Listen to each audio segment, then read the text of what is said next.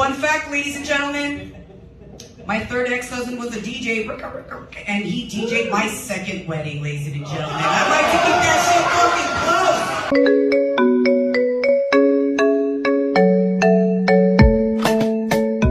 close. Today on The Hassle of Hair, I travel out to Stockton, California in a coffee shop called Groundstock Coffee located at 3210 Pacific Avenue in Stockton, California. And I interview PX Floro, a San Jose-based comedian who is venturing out to Stockton to run her own show. October 2nd is when it starts. If you guys have any questions, hit her up on Instagram, message her. The link for her Instagram is gonna be down below. But I interview PX, who's been a comedian for years now, and we talk about marriage, divorce, mental health, comedy, what inspired her to doing comedy. And it was an awesome interview, guys. I hope you guys enjoy it. Before we get to the interview, please, guys, take 2 seconds out of your day, press that like button, press that subscribe button, and yeah, enjoy the episode, guys. And whenever. Yeah, I'm not. Or tell me action, I guess. I do comedy all over California. I'd like to do them all over the 50 states, but so far, the only states I've done comedy at is New York, Hawaii, Texas, and California, of course. And Las Vegas, Nevada. So I'm branching out, hopefully, to Seattle. But I love doing comedy. It's my passion. Been doing it for 11 years now. And yeah, and now we're going to be doing comedy here at this place that I'm at, which is Groundstock Coffee in Stockton. How long have you been a professional comedian? I would say professional, like 6 months. But I've been doing it for 11. I still don't even consider myself a professional comedian. I feel like until I'm able to pay my mortgage, like, you know what I mean? But because of tenure, that's where they say that if anything you've done for more than 10 years, like, you're above novice, right? Yeah. But until I'm able to pay my mortgage, right now I feel like I'm still just a novice, like intermediate, I guess. But the fact that I'm producing, it's like a different level of the comedy scene that comics either get to see or never get to see, right? Because they're either just doing stand-up and just stand-up, or they're not producing. And I feel like once you start producing, it's a whole nother game of doing stand-up and being able to build another craft. You're the gatherer. You're bringing everybody to the crowd. And I think once you get to that point, then you're getting a little bit on the professional level. So doing professional producing, I've been probably producing for about 10 years now. And what are you producing? I'm producing comedy shows all over right now, San Jose. What I do is I find a venue and then I'm like, do you want comedy here? Because everyone always asks me, how do you get the spots? I'm like, I just talk to the owners and I just say, hey, do you want comedy here? What's your slowest day? And let's do a trial. And typically I like to do a weekly open mic and then a monthly showcase. That way the community itself, that neighborhood, can establish like a laugh factory, right? Because there's not comedy everywhere. And not everyone has the money to go to like the San Jose Improv. No offense, San Jose Improv. But even that's cheap. I don't get $5. But not everyone can necessarily go that way, right? Yeah. Some people are like in Morgan Hill. Some people are out in Gilroy. You know what I mean? So it's like being able to build. Well, I'm trying to encourage comics to build comedy where they're at. That way, people don't necessarily have to go to other places. And if people want to do comedy, you know, they have other places to do it too. They don't have to wait at this big comedy club because it's intimidating when you go to a comedy club. Yeah. I just found out that it's a whole thing of running your own open mic, running your own showcase. That's producing, yeah. And not a lot of people do it too. Like there's comics who've been doing comedy for like 10 years, 11, 12, 13 years, but they've never produced. They just do just comedy. And then you have the ones that have produced. And I feel like it's multi-talented. Like it's a whole nother craft that you're able to learn from. And if you can do that, you can build shit for sure. 100%. I mean, I'm out here in Stockton. I'm from San Jose. I'm all, this is in the middle, right? like between Los Baños and San Jose. It's like when people say, oh yeah, I live in the 209. Oh, you're right by Stockton. Yeah, like, you're like, no. Opposite side. We're like near the toilets. So tell me, from watching you live, you mentioned that you're the first Filipina comedian in San Jose, right? Right. Well, I would like to say that first native out of there because I don't know anyone else that's from San Jose. And since I started saying that, I noticed there was a couple of comics that are from San Jose. And one of them is actually Ben Del Castillo. Shout out to Ben Del Castillo. He's from San Jose. He's been doing comedy longer than I have.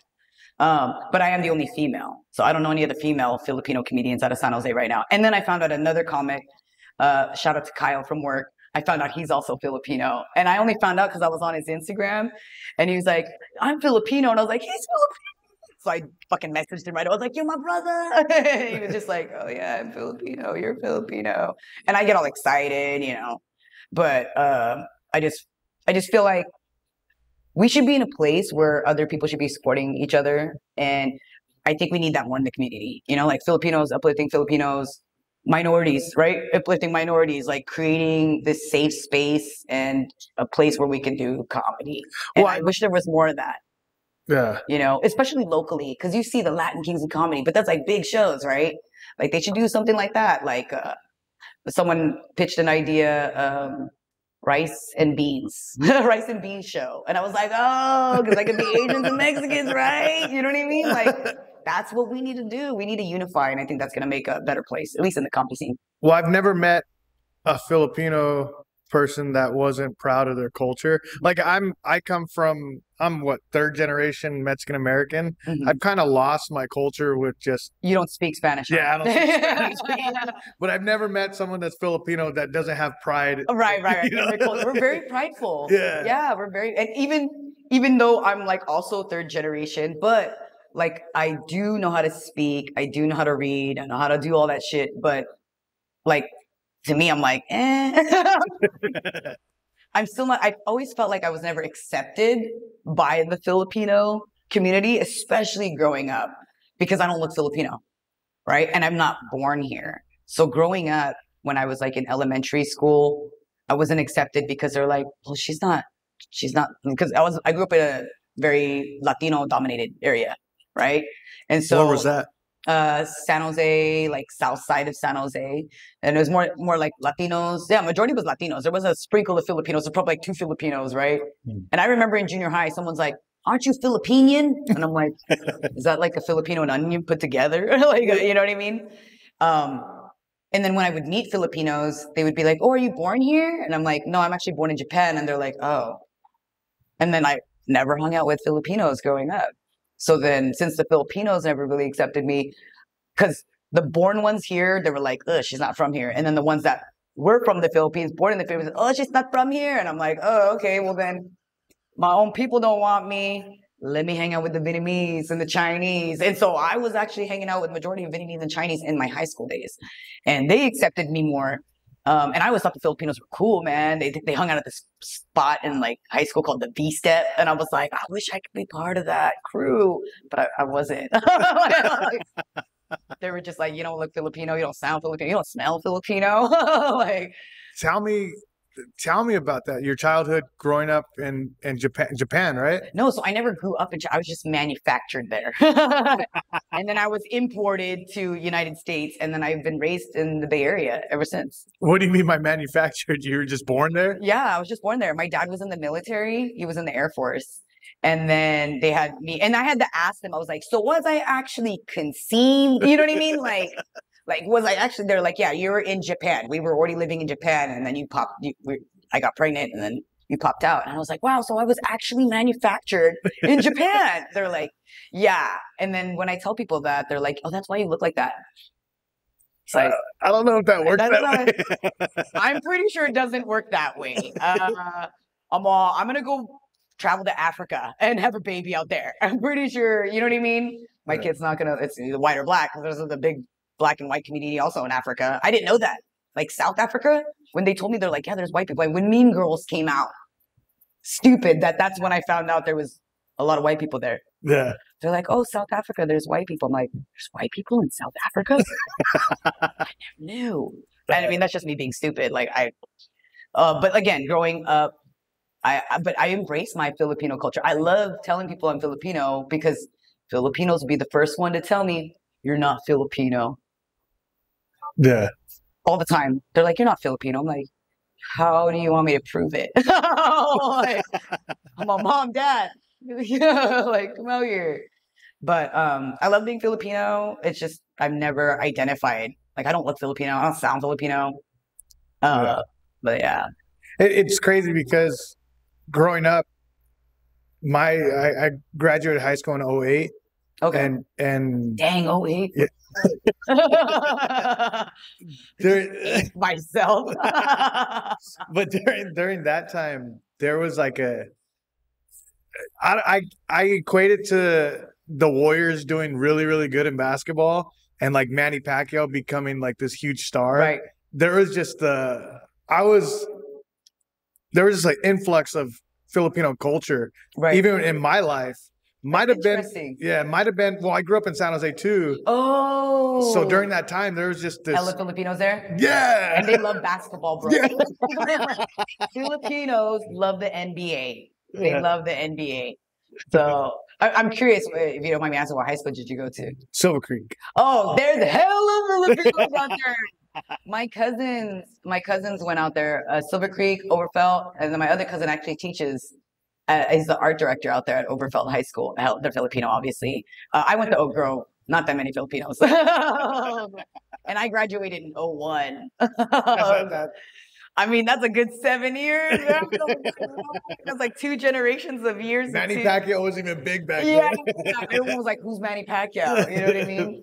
But I love Manny Pacquiao, and I'm gonna be honest with you. When him and Floyd were fighting, I called every single one of those fights. I was like, "This is what's gonna happen," and they're like, "Why do you say that?" Well, because I just know it's gonna go 12 rounds, and it did. I even posted it on Facebook, and I'm all commenting on myself because no one else cared. And I was just like, "What did I tell you guys? That was gonna happen." And Floyd was gonna win. I called that. As much as I wanted Manny to win. How is it? How was it growing up Filipino? Like, what are things that are different from like a regular culture? Yeah. I think one of the main differences is like in the Filipino culture, they want you to live with their parents like the rest of their life. And I feel like with Americans and white, they're like, as soon as you're 18, you know what I mean? Like, get the fuck out, you know? Yeah. So that was one of the big things. So I was smart when I was young, made sure I never came home pregnant, you know what I mean? And made sure I didn't bring the cops home. And I did pretty good until I got married 3 times. And then it went all fucking downhill from there. My parents enabled me. So how'd you get into comedy? I love telling this story. So when I was married to my kid's dad, one of the dates we went to the San Jose Improv. And we watched Aries Spears.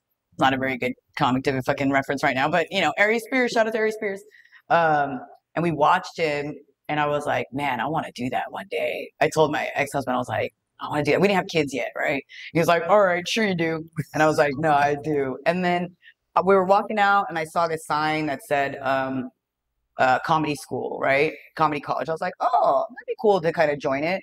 Now, mind you, at that point, I was going through midlife crisis and I was seeing a therapist because I had some postpartum, right? I just had my second kid, and I knew something was wrong, because I could just feel it. I mean, I would be crying because I couldn't find the remote control. You know what I mean? And I'm not a crier.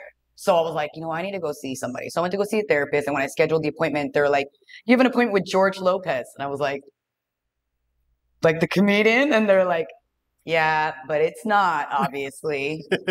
And I was like, okay. And so I was like, oh, this may be a sign, And then at that point, I was just inquiring about the comedy college. I went to go see the therapist.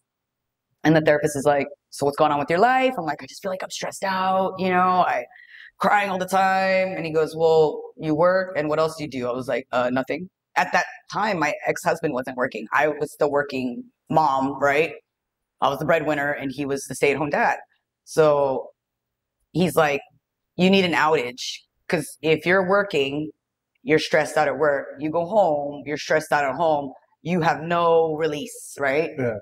Don't say release. And so, and so I was like, he's like, what have you ever wanted to do? At that point, I was like, I've always wanted to do stand-up comedy. I saw Aries Spears. I know people that do comedy. He's like, why don't you try it? And I was like, it's kind of scary. Did anybody tell you that you were funny? People would tell me I was funny all the time.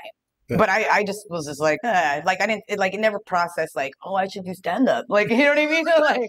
It never processed like that in my mind.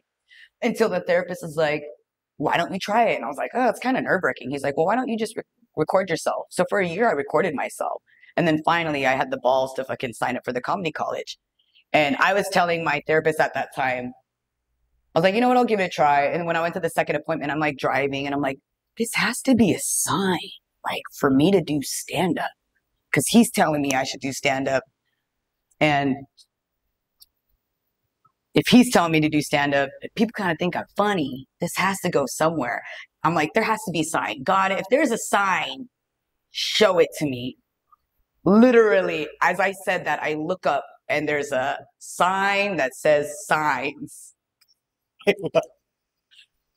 Like I was like asking God, I was like, God, if there's a sign that I should be pursuing comedy, show me a sign. Yeah. And it's a sign shop that said signs. And I was like, this is a freaking sign. The universe is speaking to me. I kid you not. And I'm like, all right, that's it. So then I was like, okay, I'm going to try to do the comedy college. Were you religious back then? No, I'm Or not religious at spiritual? all. I am not religious at all, but I do talk to God. You know what I mean? I talk to the universe and I'm not religious at all. I'm raised Catholic, but I'm like, no, I'm good over there. Don't tell me to come on Sunday. Don't take up unless it's comedy. Then I'll be like, yeah, I do comedy all day on Sundays. So then when I did the comedy college, they are like, come join, do a first class. And then they told us how much it cost. And I was like, look, I'm working mom. My husband doesn't work. I can't afford this. And I emailed the teacher and I was just like, hey, I'm sorry. I enjoyed your class. And as much as I love to do the classes, I can't afford it. I'm a working mom right now. My husband ain't working. Like, but I'll definitely consider it in the future. And he's like, you know what? We had a contest for the class that if you were to, if you were to have entered your story into the contest, you would have won free classes. And I was like, what? And then he goes, yeah, but the contest is over. And I was like, oh, but I'll give you the free classes. Holy shit. So I was like, again, sign, right? And then who was this that did that? Curtis Matthews. He's the teacher of SFCC, San Francisco Comedy College. It's still going on till this day. Mm-hmm. And I've been doing comedy ever since. I took 2 breaks over the 11 years. First break, I was about maybe like 6 months, in between 6 months to a year in. And that was when I was going through my divorce. It was my second divorce. My ex-husband was like, you're a different person. You're doing too much comedy. And I'm just like, okay, like you try popping 2 babies out of your fucking dick and you tell me if you're the same fucking person, you know what I mean? Yeah. And he left me with my parent. Like he literally like, let's move back to your parents' house because we had our own place. And I felt like it was his plan. And then he was like, let's move back to your parents' house. And he's like, bitch, I'm out. And then I was like, what the fuck? And then come to find out he was talking to one of my friends. And I was like, this is a sign. You know what I mean? Because I took a break from comedy because I wanted to salvage my marriage. I was like, because he was like, comedy is like ruining our marriage. So I took a month break and it didn't take that long for me to find out that that's not what it was, because I found shit. And I was like, I can't believe I took a break. And then once I found that shit, I'm like, looks like I'm a comedian. And then freaking made jokes out of that freaking scenario right there. And I've been doing it ever since. And then the second break was when I bought my second home. Yeah, when I bought my first home, actually. When I bought my first home is like when I took the other break. So I had already been divorced. And I was like, I need to freaking take like a month break just so I can move. You know what I mean? But yeah, I love it. I've been doing it ever since. And how long is the breaks? The breaks are about, I would say, a month. Oh, that's not that bad. It wasn't, but I felt like something was missing in my life, right? Like I was going through therapy at that time and I felt more depressed when I wasn't doing comedy. And that's when I realized like, I'm not supposed to stop. I'm supposed to keep going. And I haven't stopped. Yeah. And 1 month is really not that bad, but to a person who's used to doing it every day or a couple times a week, it's like withdrawals, right? You're like, it's wrong. Something's wrong. Something's missing. And it was comedy. Well, when it's your routine, when it's something that's your routine, your passion, it kind of like, it's habitual now. Right? Yeah, like you're constantly doing it. It's that it's that release that you do. Yeah, no, it's release. That release you're talking about. But no, like I'm infatuated with, because I've been married for 10 years. Oh, wow. Congratulations. What's the secret? I have to ask. But I'm more like curious on people that, because if I get divorced, or if me and my wife separate, Yeah. I'm not saying that we are. I'm No, just saying, you're never gonna get divorced. Yeah, you're never. Till death. Fool.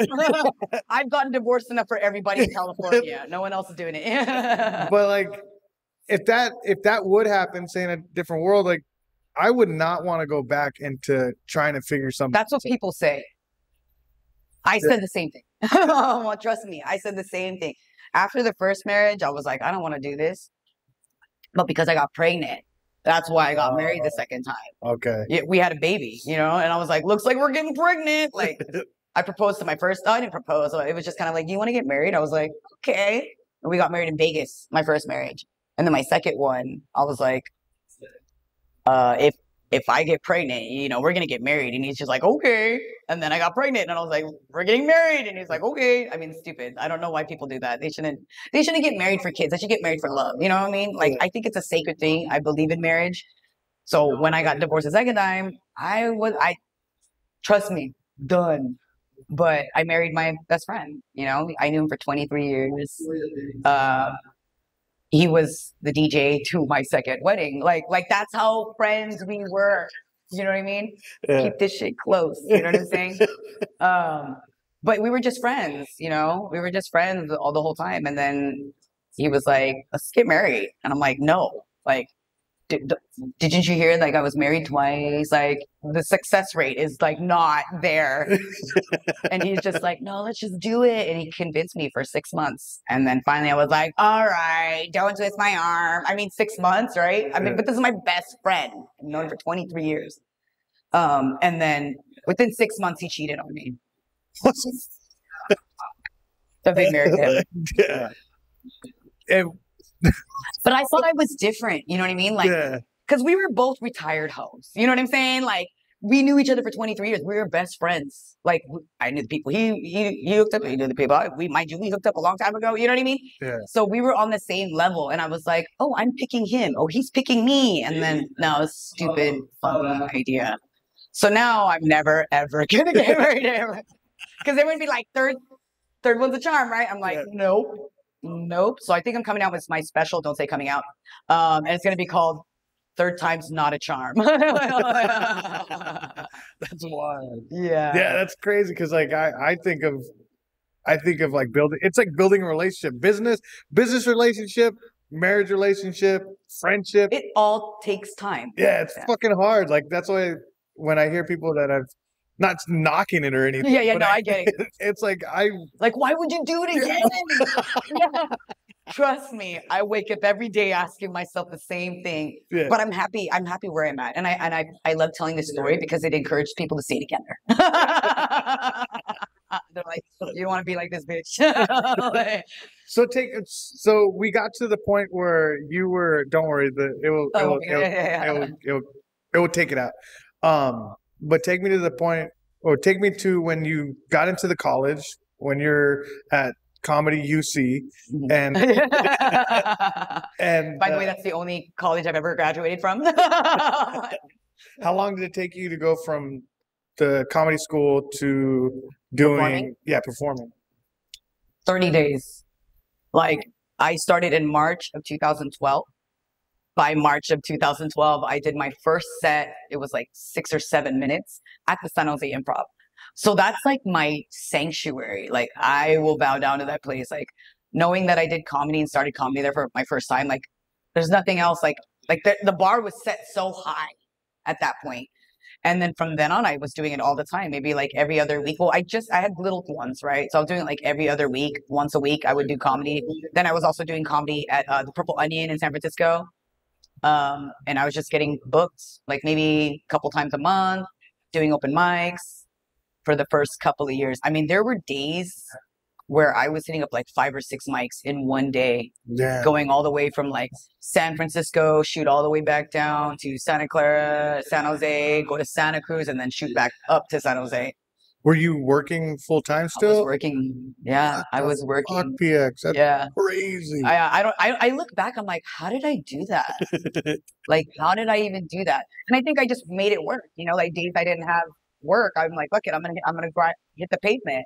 And it helped having such a supportive comedy community. Shout out to Pete Munoz because he was one of the road dogs that would like be like, hey, you want to roll? I'm like, fuck yeah, you know. And we would hit the pavement, like go up and down. I mean, there was a time when we hit up a strip club that had a comedy show and went all the way down to Santa Luis Obispo and did a show out there, and we were just like, boom, like nothing was stopping us. How did that strip club go? Like, It was a shit show. Strippers were like, get off the fucking stage. You know what I mean? Like, and it was, I don't remember too much of my set because I was just so focused on the titties everywhere. Like, I mean, I was like, these bitches are hot. Like, what? I'm like, and I didn't even know they had that special room because it was at the, was it at the Crazy Horse? It was at the Crazy Horse in San Francisco. And when I went, the last time I went there, it was with my second ex-husband, where we actually watched the stripper and like they pulled me up on stage. It was like, ah, you know, it was like the time of my life. And then they were like, oh, they do comedy there. I'm like, on the stage? They're like, no, there's a special room. I'm like, oh, I was like, I didn't even know there's a special room. Do I have to take off my clothes? And so we go up there, do my set. I don't even remember it, but it was like 4 other comics there. There's no crowd. One comic had his headphones on, just like trying to ignore all the titties and ass that were everywhere. Like I was like, you know, yeah. Like, was it just the strippers or like who are you performing? There was like 2 or 3 strippers there. I mean, it's like an open mic. Yeah. But there's strippers. So, I mean, to me, that's a benefit. Like, that's hilarious. You know, I don't know why they don't do that mic anymore, but I thought that was kind of dope. I try to get them to do the one out in San Jose. They're like, we don't want comedy here.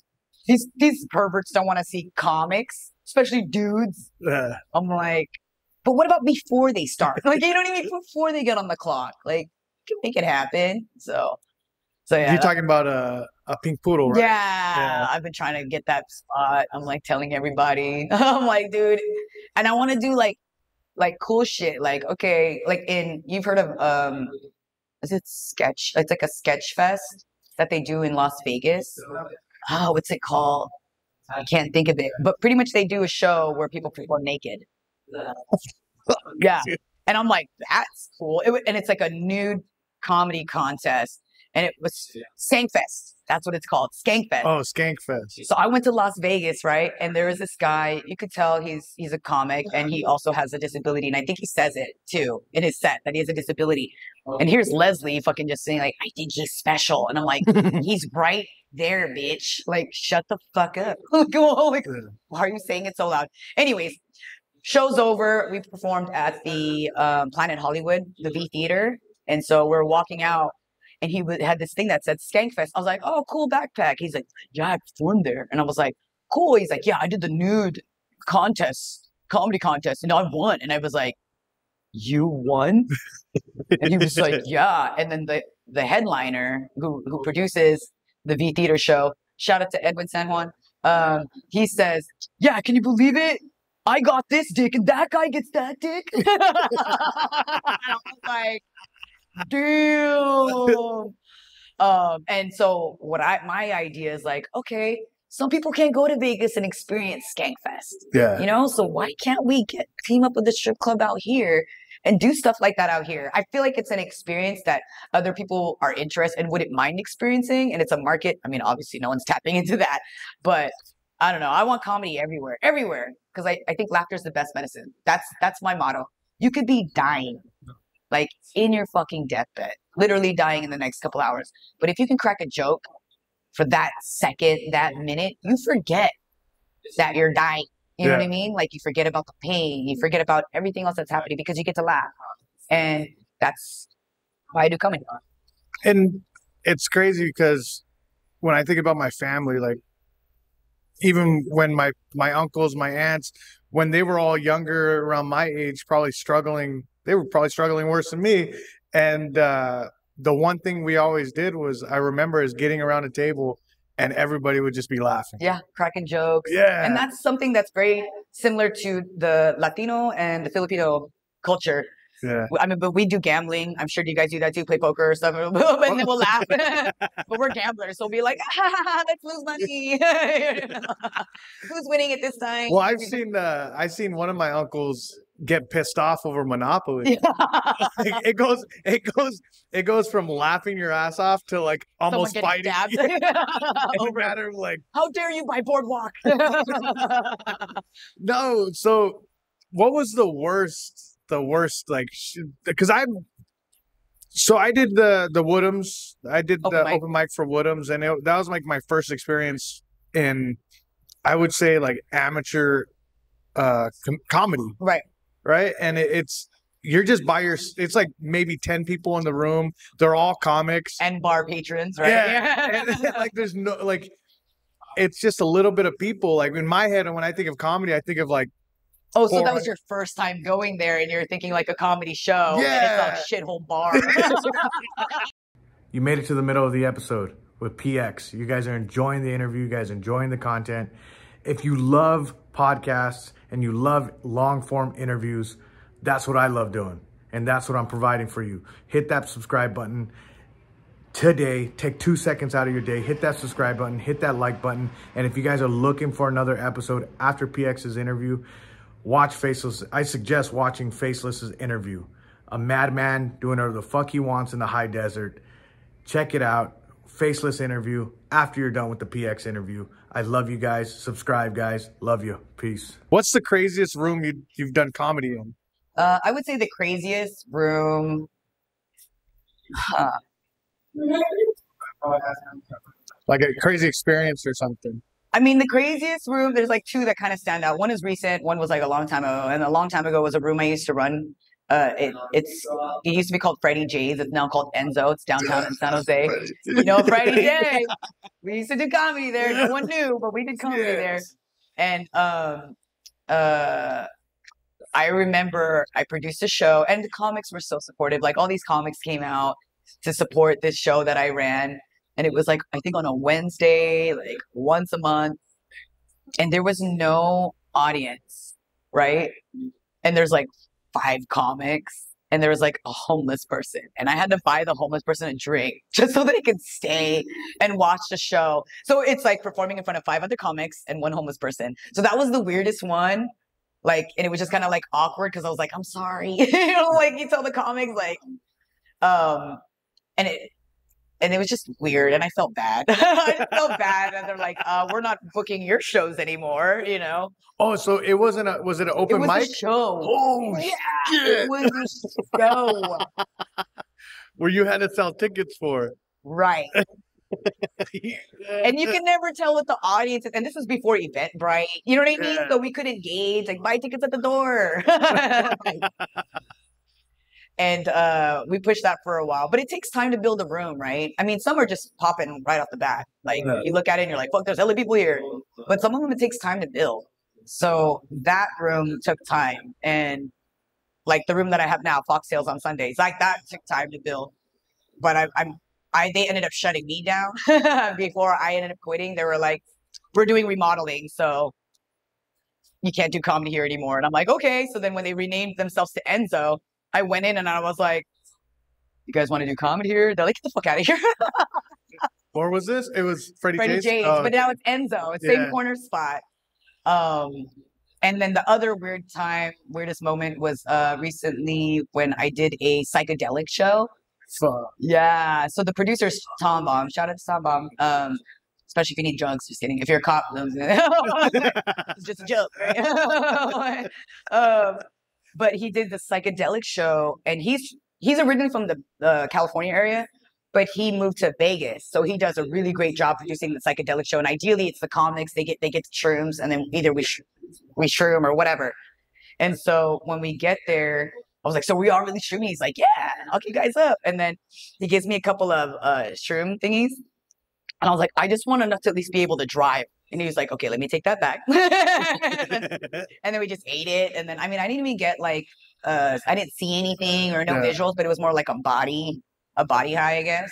Cause I was like sore and I was like, oh, I'm not sore anymore, you know? And that one was weird because everyone was like, oh, fucking on shrooms. And that was a small show too.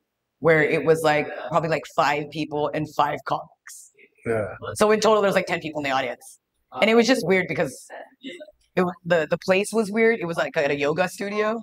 There's like chairs. There's no light or anything. I had to bring the PA, and we had to walk up some fucking stairs that I almost fell.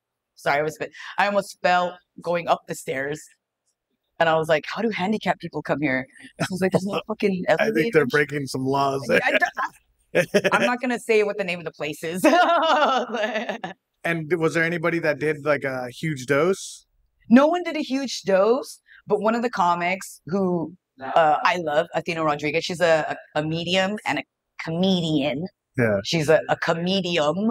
Right. And so like I would always joke around and be like, so are there any spirits in here today? Like, because I saw these chains up on the ceiling that were like swinging around, which I was like, this is weird because there's no wind outside, but the chains are like moving. And I was like, wow, this is weird. I'm like, or is it the shrooms? So like, you know what I mean? Do you believe in ghosts? Oh, 100%. Yeah, I believe in ghosts. I'm like very spiritual. I'm not saying like you have to see it, right? But I believe there's like an afterlife and there's spirits among us. And have you seen? I haven't seen it, but I've experienced like some crazy shit. Like back to that psychedelic show. I'm not going to give too much detail because it involves a lot of people. But that night, why it was so fucking weird was because me and a couple of comics were standing outside and we were talking about like spiritual shit, right? And remember, one of the comedians is pretty much a medium, right? And the other one's also very spiritual. And it's Athena Rodriguez and Sam Medina. Shout out to them, check them out. And it was so crazy. Sam fainted that night at the psychedelic show. And we're like, okay, it's probably because we're on drugs, but we've all done drugs before. Like this is not that level of like someone to faint.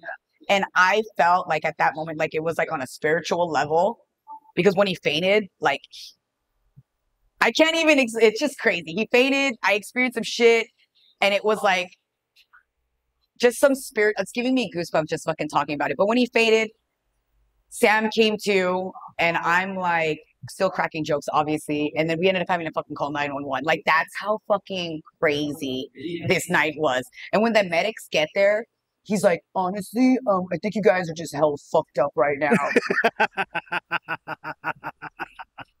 Yeah. I was like, we're not fucked up, man.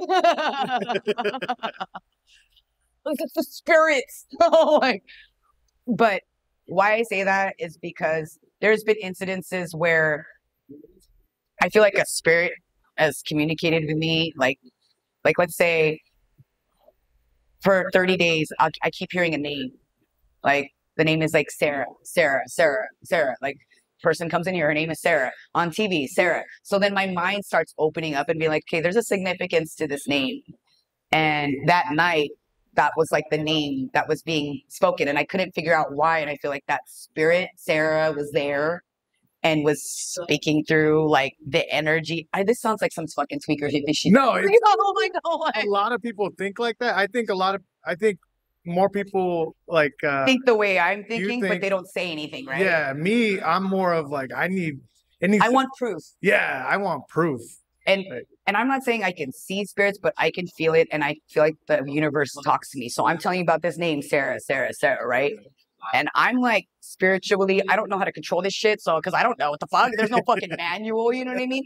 But Athena's a medium, so she's like telling me like when you get scared or what you feel like just think of a white light, so like positive energy. So I start thinking about positive energy, my ancestors that passed away, give me this strength. And I'm like, stop thinking about this name, right? I'm thinking this in my head, and I turn on the TV. Guess what name the TV says as soon as I turn it on? Sarah. Yeah. Like there's just no way, like what is the coincidence? And they're constantly saying it throughout the whole episode. Like I'm just like not supposed to be thinking about this name. Like, and it's just too many things that just happen coincidentally where I'm like on a spiritual level, like that's where I'm at in my comedy life. And I'm gonna keep listening to it. Like because I mean, what have I got to lose? I'm unemployed. Like, you know what I mean? Like my sanity maybe, Like I'm a person like, and there is like everybody I talk to pretty much agrees with you. With me, it's like a lot less people. People say like I'm negative. I was like, but to me, like I see 11-11 all the time. Yeah, those are numbers. To me, it's just Numbers. I just notice it because it's a 11-11, Yeah. and it just keeps on popping up. Or maybe I'm just always I'm always checking the time, but I'm I don't always like remembering 11-11. So I'm always curious though. Have you ever connected the two? Like, let's say you saw the numbers 11-11 that day. Does anything great or good? Do you get good news?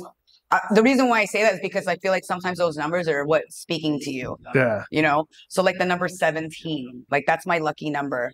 And like this one time, there's this guy I was walking around, and then like I felt like I felt an energy with him, right? Before I even knew that was like a number that was connecting me to him.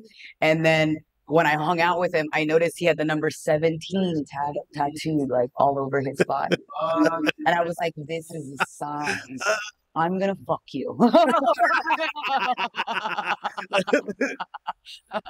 And I did, but I mean that was short-lived.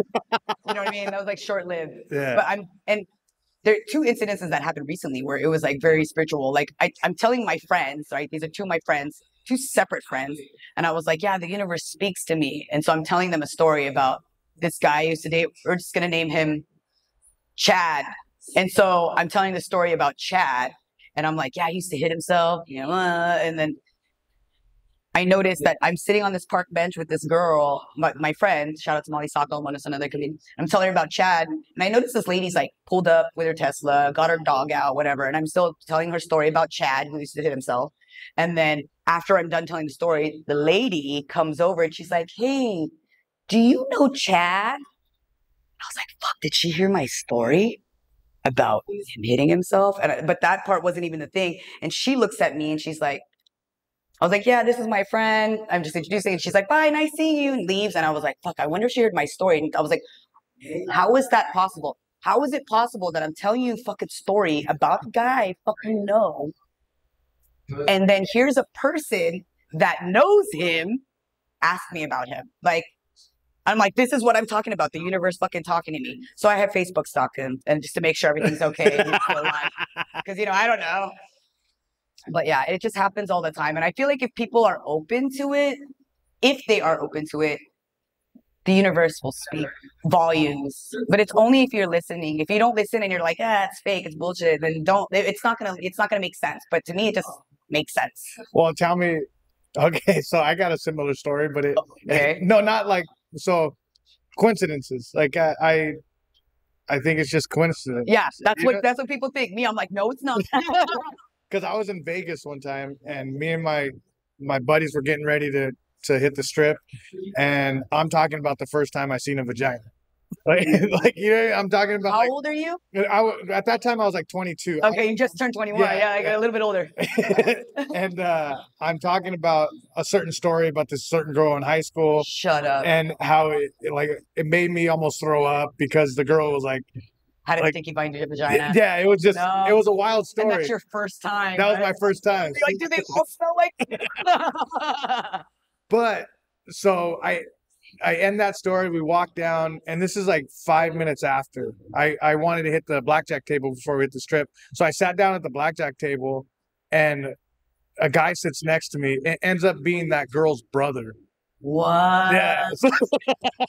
After you just told the story, right? Yeah, exactly. But did you know that was the brother? Like when you saw him right away? No, yeah, I knew it was. You knew right that when was he the sat brother. down, it was the. I was like, what? I was like, the universe is talking. Yeah. It was. Fool. I have a Vegas story. Yeah. So I went with Leslie Lang, the lovely Leslie Lang. She's a comedian. She's the one I performed with at the V Theater. So she's like this obnoxious, like white lady, right? And she always wears these amazing jackets. So we're walking through Las Vegas, right?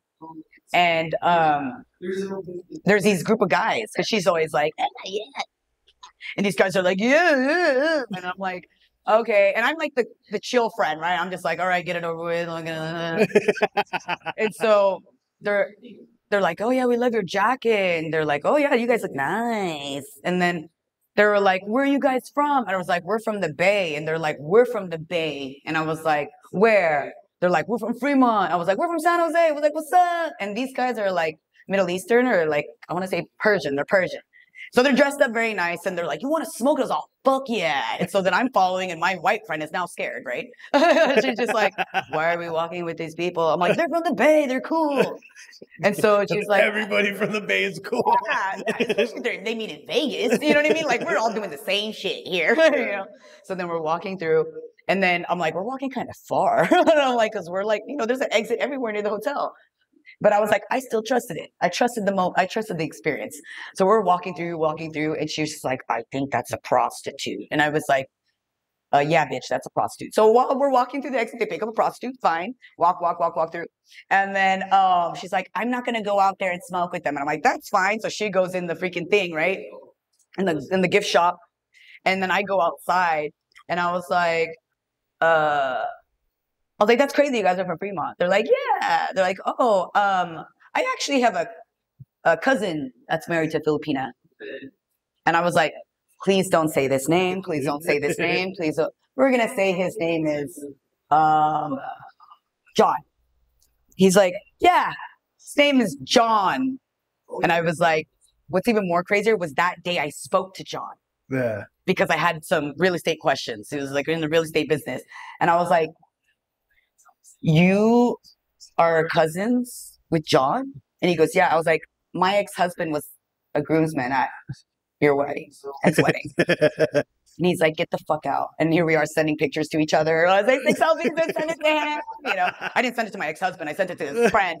But I was like, that was where like, I'm like, the universe freaking speaks to people. You know what I mean? Now, mind you, my friend is still inside, right? The place. And so I go get her from the gift shop and she's just having a ball in the gift shop, doing like a set in the gift shop. I'm like, bitch, let's go. I'm like, we're not always on. White girl shit. Yeah. She's just like, hey. She doesn't even drink. I'm like, God damn it, girl. And so I feel like universe just connects people, like 6 degrees of separation. I believe in that 100%. Everyone's fucking connected. Yeah. Everyone on the planet is connected. I don't care what anybody says. We're all connected within 6 degrees of each other. You've heard of that, right? No. It's like 6 degrees of Kevin Bacon. So, you know Kevin Bacon, right? Yeah, I know Kevin Bacon. That's what it was based off of. So back when our parents were, you know, our age, there was a game called 6 Degrees of Kevin Bacon that they would play because they believed that the game would connect within 6 degrees of Kevin Bacon. So like the game would be like, okay, Tom Cruise is connected to Jennifer Aniston, that's connected to Matthew McConaughey, that's connected to Brad Pitt, like, you know, that's connected to Kevin Bacon. So within 6 degrees. So they tested that theory once, right? Where one person sent, let's say, 7 letters out to 7 people, right? And those 7 people said, oh, you know what? I'm going to mail. This is letters, okay? Yeah. Mail and paper, bro. That's how I was laughing. Bye. Oh, this is my niece and my God. Congratulations. They just got married. And so then they mailed, so this one person, me, I mailed the letters out. I put 7 names on that letter, right? Hey, so-and-so, mail this out to 7 people, random, whoever you think, just mail them out to 7 people. So that person would mail it out. Within 6 degrees, I'm sorry, 6 people. Within 6 degrees, that letter came back. Oh, snap. To the person, right? Crazy. Yeah. Like, what are the odds that, and you could mail it international and it would still end up, which is kind of like chain letters, you know what I mean? And so I didn't really believe it until I experienced it. Like, I flew to the Philippines when I was like, how old was I? I didn't have kids yet. So I think I was like 17, 18 years old. I flew to the Philippines, but we had a stopover in Taipei. So from America, Taipei to the Philippines, and then coming back, Philippines, Taipei to United States. When we stopped in Taipei, I see this girl. Taipei is on the other side of the fucking country, okay? I see this girl and I'm like, that looks like my friend. But I'm like, there's no way that's my friend. And then my brother's like, dude, isn't that your friend? And I was like, it looks like her, right? He's like, dude, go ask her. And I'm like, no, I'm not going to fucking ask her. Wait, how do you not know that's your friend? Well, because this is like, I'm like in high school and I haven't seen this friend since junior high. Oh, okay. Right? So it's been years since I've even seen her. And so then I was like, you know, fuck it. I'm just going to go up to her. And I went up to her because I was like, what if she doesn't understand me? Like, I don't know. I just see her at the airport, right? And so then I go up to her. I'm like, this is going to sound crazy, but are you Christine? And she's like, Paula, because that's what they used to call me in school. And she's like, it's me. I'm like, what the fuck are you doing here? She's like, I just came from the Philippines. I was like, shut the fuck up. Are you on the same flight? She goes, yeah. And then before you know it, literally, I'm in the plane here. She's like 5 seats away from me. Yeah. And we're flying to the United States. That's like, wild. What are the odds? Coincidence? No, the universe is speaking to me, bro. Yeah, and then what's even more crazier is than my third ex-husband, when we got married, he was telling me, he's like, yeah, I hooked up with her before, because I told him that story. I'm like, that's gross. We're all connected. 6 degrees of separation. Yeah, that's true. Even Kevin Bacon, we're connected to Kevin Bacon some weird fucking way. Yeah. How is it being how is it being a known comedian in San Jose or the Bay Area? You know, I love making a name for myself in San Jose. Like, I represent San Jose 100%. I don't think I'm known too much in the Bay Area because it's been a while since I've hit up like mics in other cities. I try to make my way as much as I can to support other rooms, but it's like, why drive and waste the gas when you're kind of like building something in San Jose? Yeah. But I would like to say I definitely created a name for me in San Jose, and it's just, you know, I don't even care that I created a name, but I want people to know that, hey, I run a room. It's a safe place. You know, you ever want to laugh, you ever want to try to do comedy, come out. And I'm big on mental health awareness. Like, comedy is the best medicine. I feel like it's going to change people's lives once they know that it's there. You know what I mean? Instead of being all mad, road rage, depressed all the time, fucking turn on a podcast, man. You know what I mean? Fucking turn on a podcast. You have a podcast. I do have a podcast. I have a podcast called the Pretty Extreme Podcast, available on all platforms. And pretty soon in October, we're going to be on the radio. So 91.5 KKUP. I'm praying we start in October, Pretty Extreme Radio. Let's go. Yeah, it's going to be a late show from midnight to 2 a.m. So I'm excited. But then are you going to be producing it yourself, or is it their? Yeah, it's me. I'm the soundboard and everything. Oh, yeah. So I'm going to be interviewing people. So I'm going to invite you in one of these days. Hell yeah. Do pre-recorded or do live. I always prefer live. You know what I mean? But it also depends on the person, because if people like swear all the time, then I'm like, fuck, I gotta keep pushing this fucking button. You know what I mean? Like, every time you fucking swear, I'm like, and then if there's too many people, I'm like, fuck, there's not enough fucking buttons to fucking push the button, because that's happened before. Have you done radio? Yeah, I used to do radio, but I called it PX Radio, same station, 91.5 KKUP, and that was from midnight to 3 a.m. Like second and fourth, or first and third Fridays of every month. And what years were these? Excuse me, that was like 2000. Let's see, it's 2023. I would say about like 6-7 years ago. So like 2016, 2017. Okay. Yeah, I was doing radio for about a year, and it was so much fun. But it's a nonprofit radio station, so I don't get paid for it. You know what I mean? So it kind of sucks. But at the same time, like, it's exposure. And the reason why I had to quit was because I was a branch manager.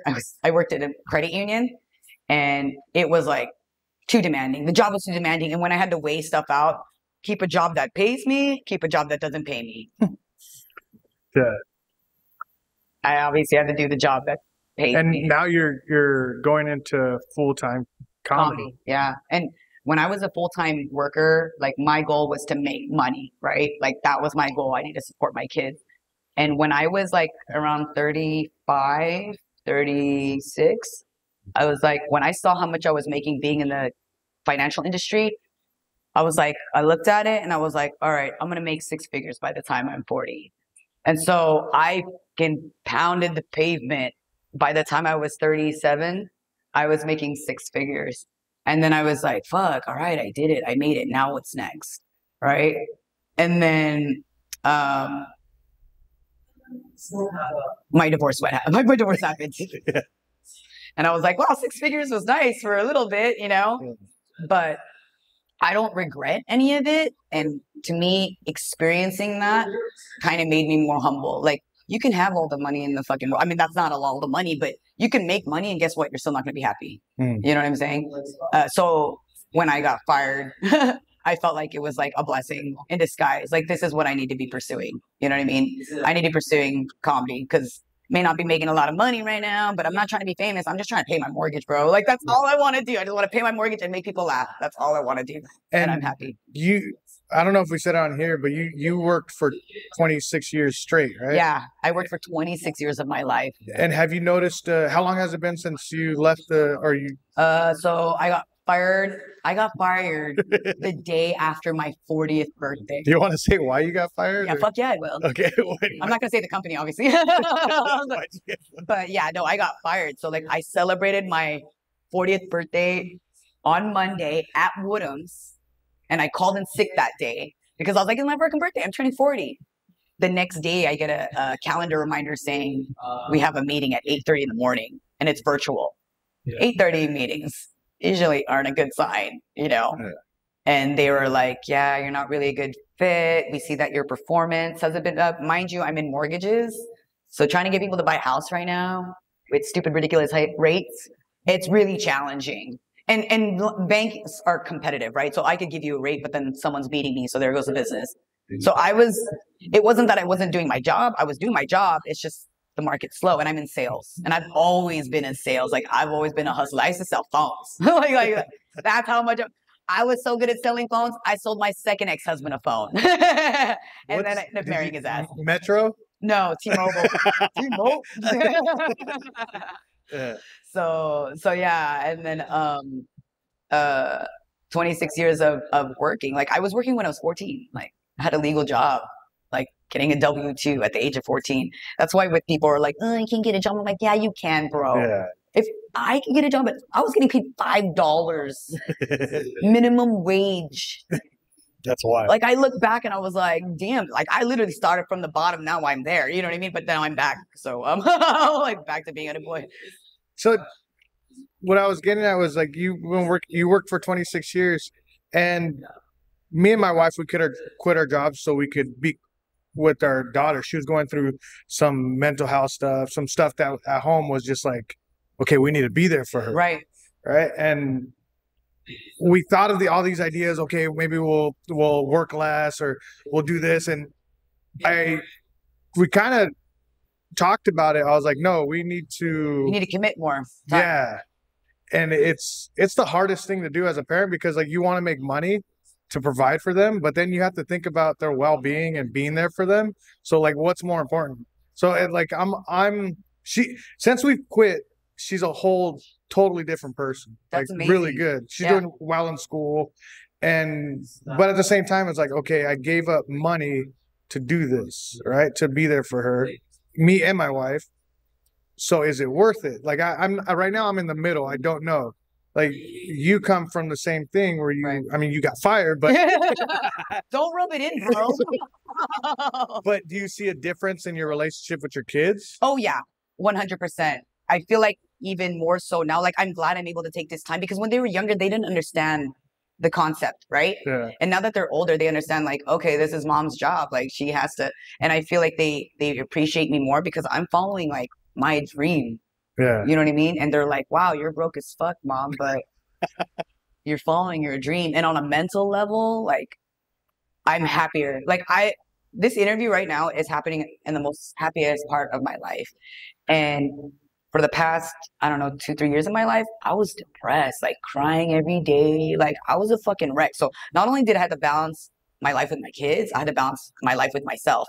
And I'm so thankful. Like the most supportive people are my parents. You know what I mean? They've been the most supportive of me, not my comedy, of me, you know, where they were there to step in and then help me kind of like, okay, we're going to watch your kids.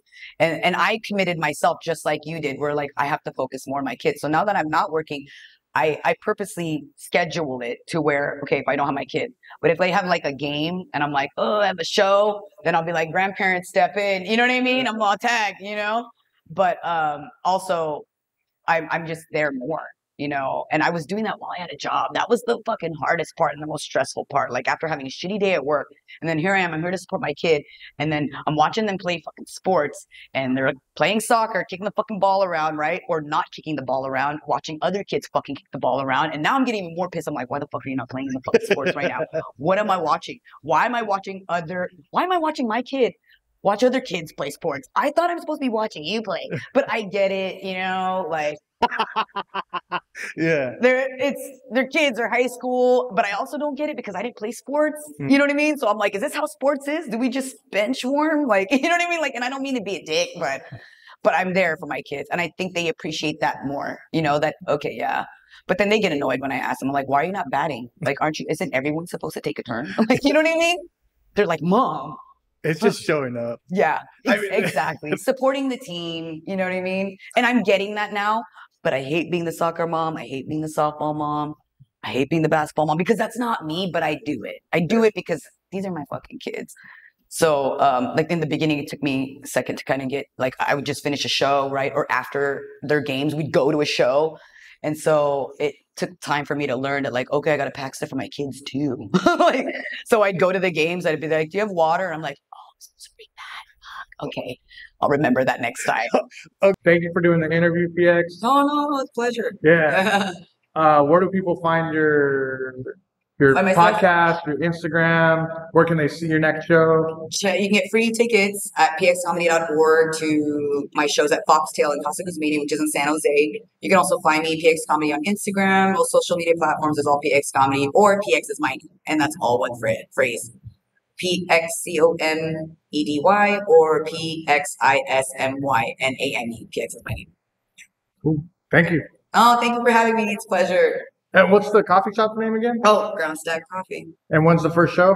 October 2nd. So come check it out here in Stockton. We're going to have a showcase here October 2nd. Cool. Thank you for watching The Hassle of Hair and the interview with PX. If you guys enjoyed the episode and you guys love podcast content, interview content, click that subscribe button today, guys. Take 2 seconds out of your day. Hit that subscribe button.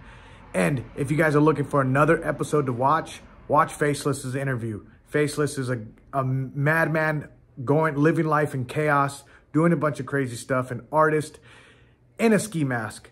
Check him out. Check out that episode with Faceless. Watch another episode. Subscribe today, guys. And go check out PX's comedy show in Stockton, California, October 2nd at Groundstock Coffee. I love you guys.